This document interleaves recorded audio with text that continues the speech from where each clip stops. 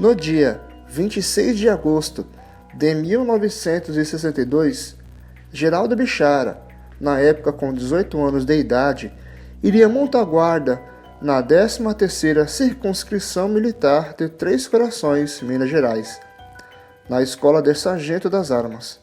O que se segue é um típico caso de abdução que foi trazido à tona graças ao pesquisador Ubirajara Franco Rodrigues. Uma das características mais comuns dos casos de abdução é o lapso de tempo. A vítima tem a impressão que teria desaparecido de sua consciência um determinado tempo, que pode variar de algumas poucas horas a vários dias. A guarda de Geraldo Bichara correspondia da meia-noite até as 2 da manhã. Pelas declarações iniciais de Geraldo, logo após ele assumir o posto, teria ocorrido um blackout na região, e logo em seguida ele teria sido paralisado por um foco de luz durante alguns minutos. Após ter ocorrido tais fatos, o foco de luz teria desaparecido e ele se recuperou do estado de paralisia. O incidente teria demorado, na melhor das hipóteses, uns 10 a 15 minutos. No entanto, logo após o término do incidente insólito, chegou a sua rendição, o que significa que já seria por volta das 2 horas da manhã. Fica claro que ele teria acontecido muito mais do que Geraldo conseguia se lembrar, uma vez que o fato teve duração de quase todo o expediente de sua guarda, da meia-noite às 2 horas da manhã. O próprio Geraldo desconfiava que, pela lógica, desapareceu de sua memória uma boa parcela dos acontecimentos.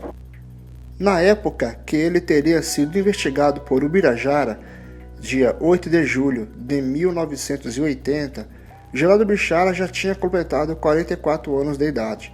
Por sua livre e espontânea vontade, Bichara se dispôs a ser submetido a algumas sessões de hipnose regressiva para tentar resgatar o que provavelmente havia desaparecido de sua memória. Para a realização das sessões de hipnose, Ubirajara recebeu a assistência do professor José Júlio Rodrigues, que na época era presidente do Centro Varginhense de Pesquisas Parapsicológicas. Eis o que foi apurado. Geraldo Bichara tinha assumido o posto à meia-noite. Quando ele estava rondando os recintos da base e se encontrava próximo da veterinária, aconteceu um blackout. Do local onde ele estava, era possível ver uma fábrica de alimentos, que também tinha ficado na mais absoluta escuridão. Logo em seguida, Geraldo avista uma luz azulada que atingia o chão e teria como origem um objeto no qual, devido à escuridão, não foi possível distinguir seus detalhes.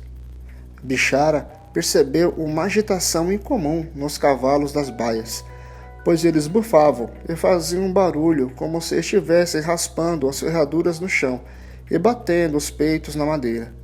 As portas de aço da garagem da seção de engenharia faziam um barulho enorme devido à vibração, tal qual o barracão que estava à sua retaguarda. Nesse barracão havia canoas metálicas, e pelo som emitido dava a impressão que elas estavam atritando uma nas outras. Neste momento, ele grita chamando os outros guardas, que estavam presentes na base, e não foi atendido. Geraldo percebe que a luz estava se movimentando. Geraldo Bichara estava completamente paralisado. Ele mal conseguia olhar para cima para ver o agente causador da luz. O pouco que ele conseguiu observar permitiu distinguir algumas peculiaridades do UFO. Tinha forma de disco, com uma saliência na parte superior. Segundo Geraldo, parecia um caramujo com a boca para baixo. Estando paralisado, ele não conseguia usar seu fuzil e nem sair correndo de lá. De repente, ele percebe algo segurando seu braço. Era a mão de alguém baixo que usava um macacão cor de abóbora, com uma carapuça na cabeça. Havia uma outra criatura que também estava usando um macacão cor de abóbora do seu lado esquerdo. Eles o levaram em direção ao UFO, no qual Bichara percebeu que tinha uma escada. A escada estava revestida com uma espécie de couro, que também tinha cor de abóbora. Aparentemente, Eles subiram e entraram no UFO. Lá dentro, as criaturas deitaram Geraldo Bichara e realizaram uma série de procedimentos que se supõem ser exames médicos. Geraldo, então, descreve um aparelho que estaria se aproximando de sua cabeça, que, segundo ele, parecia uma caixa de marimbondo ou um chuveiro com uma porção de bicos. Posteriormente, algo havia sido colocado na sua boca, que tinha um sabor bastante desagradável. Geraldo pediu água e, vendo que não estava sendo atendido, começou a reagir de maneira bastante hostil, com xingamentos e palavrões. Geraldo Bichara consegue descer da mesa em que se encontrava, porém, ele continuava deitado no chão. Ele pegou o fuzil que deveria estar próximo. Um detalhe bastante curioso nessa história é que as pessoas no momento de sua abdução parecem estar sob uma espécie de controle, talvez hipnótico. No momento que Geraldo teria reagido, este controle pareceu não estar tão efetivo, como se a reação de Geraldo fizesse com que a eficiência desse controle se comprometesse, pelo menos em alguma parte. Nestas circunstâncias, Geraldo teria inclusive conseguido se sentar e ficava ameaçando os seres com o fuzil na mão. As criaturas chegaram a tentar arrancar o fuzil dele sem obter sucesso. Geraldo teria se acalmado devido a um outro ser que não tentou arrancar o fuzil dele e, aparentemente, pedia que ele entregasse de uma forma mais amistosa.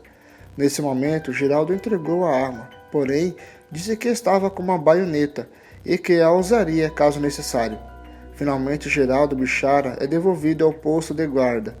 Ele ainda pôde ver o objeto se afastar e sumir.